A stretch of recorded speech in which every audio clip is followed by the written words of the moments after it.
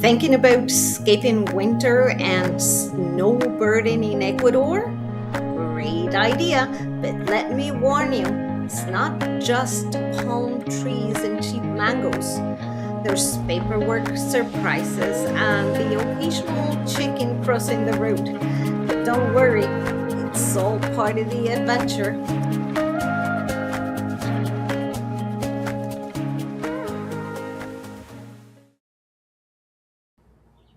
We are a Canadian Ecuadorian couple who spent 6 months a year in Manta.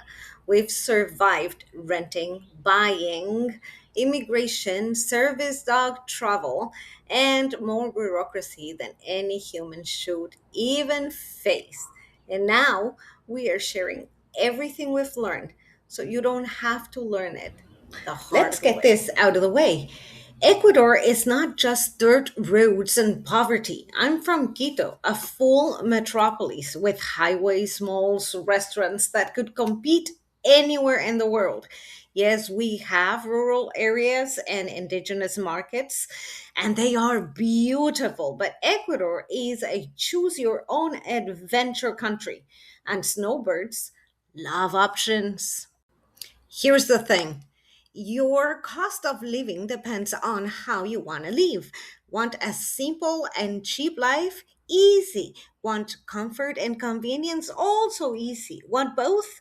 Ecuador says, claro que sí. In Manta, you can buy fresh fruit for $1 at the container market and then have a gourmet lunch. Balance. We rented for years and it was fine until we were basically moving every 6 months. Packing for half a year, it's a sport. Buying a place made it so much easier. We leave our things there, we show up, and boom, we are home. Well, after we furnished it with WhatsApp and hope, we made it. But hey, it's all part of the adventure. When you buy a new construction in Ecuador, you get walls and sometimes a sink. So you will need to organize beds, appliances, furniture, and the basic. It sounds overwhelming, but trust me, once it's done, your snowbird life becomes 1,000% easier. Traveling with a service dog is a whole chapter of its own. Certificates, vet checks, airline forms, destination forms, layover forms. I'm surprised they didn't ask for the dog's favorite snack.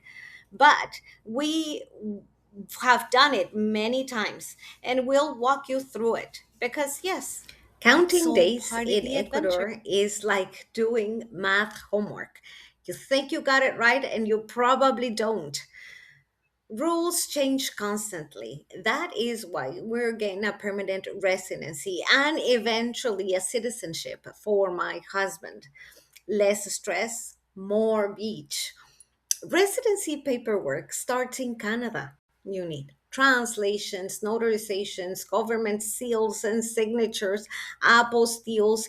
Basically, it's like a scavenger hunt designed by someone who hates you.